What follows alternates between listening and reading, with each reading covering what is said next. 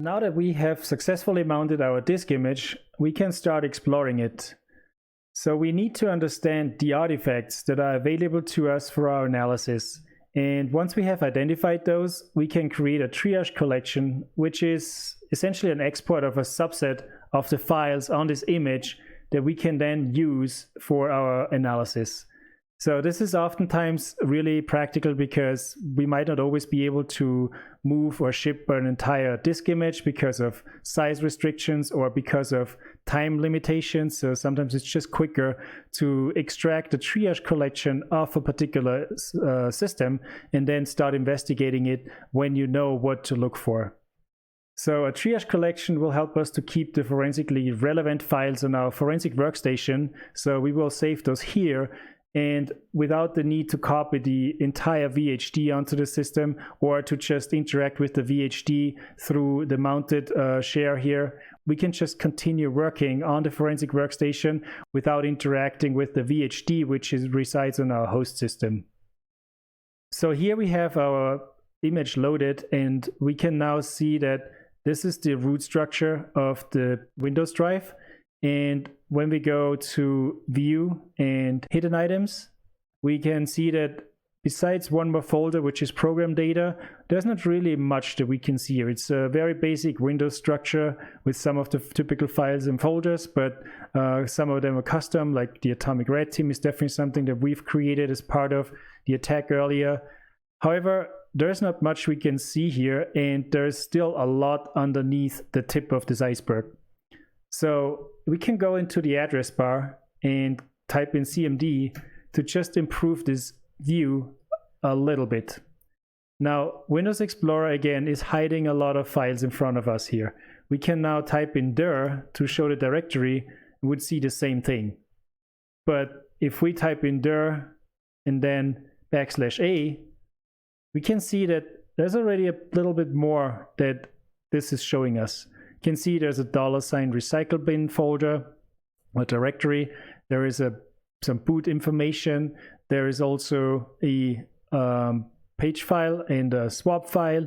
So a couple of things that Windows clearly is hiding in front of us. And it's doing so because of to increase the user experience. There's really no need, or there's typically no need for us to actually see a lot of these operating system specific files. Now, that's also not everything that's around there. So this is all Windows related. Now, Windows is actually running on a file system called the NTFS, also called New Technology File System. And we do not see anything of that kind of information as through this view, but it is a very essential part of the analysis. So we need to find ways how to look at that. Now, through our Arsenal imager earlier, we saw that if we mount a disk image file, there's a couple of options, and if we load it up, this one unfortunately is grayed out, which is the Windows File System Driver Bypass. So that means that it would actually expose us to the NTFS meta files and streams that we are not seeing at this point. Now, this is part of the professional license, so we won't be able to get there. So what are the other ways around it? There's definitely tools that can help us to grab those, to parse those. But in order to look at it first, I've prepared a quick little demo so that we can actually understand what we are talking about. As part of this demo, I've installed FTK Imager just to give you a quick overview.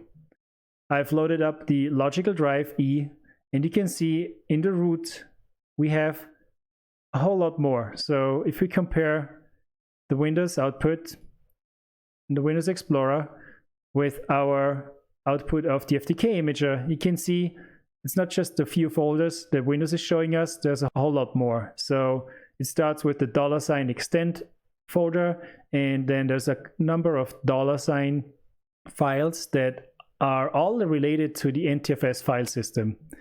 And there's a couple of really important ones for forensics, for example, the MFT, and we'll want to grab those as well on top of all of the Windows specific files and folders that we also need for analysis.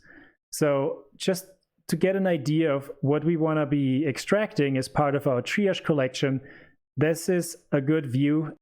And now we want to be looking into a tool that can help us to just extract and create a triage package for the most important artifacts here, because it would be possible to pick and choose every single one of these items and then export it manually, or we could also pick and choose them and then create with FTK Imager another export disk, VHD for example, a package that would contain those files. But it is a lot of work, because in forensics we are looking at a good amount of files, and to do so we definitely want to take advantage of the tools that are already out there for us. So keep this view in mind. We'll switch gears and then we'll be working with a tool called Cape to extract some of those artifacts in one go.